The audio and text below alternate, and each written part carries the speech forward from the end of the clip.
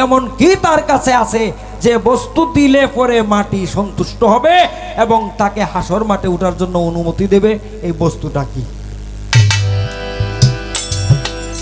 এক নাম্বার জিজ্ঞাসা। দ্বিতীয় নাম্বার জিজ্ঞাসা, পৃথিবীর সমস্ত মানুষ যখন হাসর ফিল্ডে উপস্থিত হবে তখন ইয়া নাফসি বলার আগেও সমস্ত মানুষের মুখ থেকে একটা বাক্য উচ্চারণ হবে। ইয়া নাফসি তো এটা পরের ব্যাপার। ইয়া নাফসি সমস্ত মানুষ বলবে, এটা সত্য।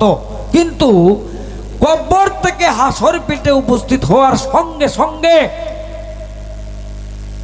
এক শ্রেণীর মানুষ, সমস্ত মানুষ না, এক শ্রেণীর মানুষের মুখ থেকে সর্বপ্রথম একটা বাক্য উচ্চারিত হবে একসঙ্গে।